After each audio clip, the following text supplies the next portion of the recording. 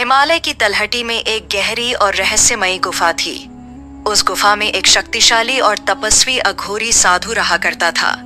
उसकी साधना इतनी प्रचंड थी कि कहा जाता था, जो कोई इस अघोरी को पराजित करेगा वह उसकी सारी शक्तियों का अधिकारी बन जाएगा। उसकी शक्ति 1000 गुना बढ़ जाएगी, यहाँ तक कि वह देवताओं को भी टक्कर दे सकेगा।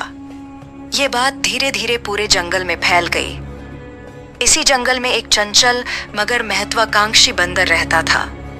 उसका स्वभाव थोड़ा घमंडी था, लेकिन वह खुद को सबसे श्रेष्ठ साबित करना चाहता था। जब उसने अघोरी की कहानी सुनी तो उसके भीतर एक लालसा जागी। अगर मैं अघोरी को मार दूं तो मैं सबसे शक्तिशाली बन जाऊंगा, फिर मुझे कोई नहीं हरा पाएगा, यहाँ तक कि भगवान शिव भी नहीं। यही सोचकर बंदर ने एक दिन गुफा की ओर प्रस्थान किया। अघोरी उस समय ध्यानमग्न था, लेकिन जैसे ही उसने बंदर के इरादे को महसूस किया, उसकी आंखें लाल हो उठीं। वापस जा वानर, अघोरी बोला, तू अभी भी बालक है, ये रास्ता तुझे नाश की ओर ले जाएगा। लेकिन बंदर के कानों पर कोई असर नहीं हुआ। उसने हमला कर दिया। अघोरी ने अपनी तांत्रिक शक्तियों से बंदर को उठाकर जोर से जमीन पर पटका। बंदर कराह उठा, लेकिन वह हार मानने को तैयार नहीं था। उसने दोबारा छलांग लगाई और पीछे से अघोरी पर हमला कर दिया। एक के बाद एक वार करते हुए बंदर ने अघोरी को जमीन पर गिरा दिया और आखिरकार उसे मार डाला। जैसे ही अघोरी की मृत्यु हुई, आकाश से एक रहस्यमयी ऊर्जा बंदर के शरीर में समा गई। उसका शरीर विशाल होने लगा, उसकी मांसपेशियां फटने लगीं, आंखों में ज्वाला और मुख से अग्नि जैसी सांसें निकलने लगीं। वह अब एक सामान्य बंदर नहीं रहा, वह अब एक राक्षसी शक्ति बन चुका था। नई शक्ति से मदमस्त होकर उसने जंगल में उत्पात मचाना शुरू कर दिया। पेड़ों को तोड़ना, जानवरों को मारना, नदियों का रास्ता रोकना, अब उसकी प्यास केवल विनाश थी। वह बार बार चिल्लाता, अब मैं सबसे बड़ा हूं, महादेव भी मेरा कुछ नहीं बिगाड़ सकते। यह सब देखकर जंगल के जानवर भयभीत हो उठे। उन्होंने पर्वतों की ओर मुख किया और भगवान शिव से प्रार्थना की। भगवान शिव कैलाश पर ध्यान में लीन थे, लेकिन जब उन्हें यह ज्ञात हुआ कि एक बंदर उनके ही आशीर्वाद और साधना की ताकत का दुरुपयोग कर रहा है, उनका तीसरा नेत्र स्वतः ही खुल गया। उनका चेहरा क्रोध से तमतमा उठा और उन्होंने तांडव आरंभ कर दिया। कुछ ही पलों में भगवान शिव जंगल में प्रकट हुए।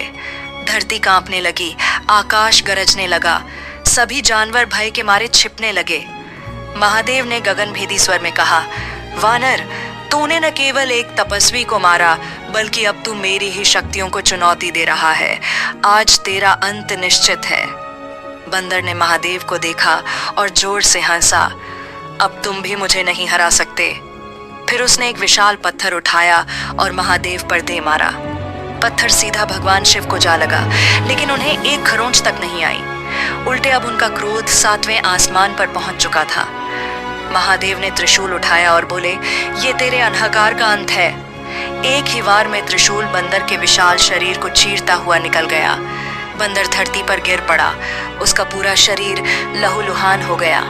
उसकी विशालकाय आंखों से आंसू बहने लगे और वह तड़पते तड़पते चुप हो गया।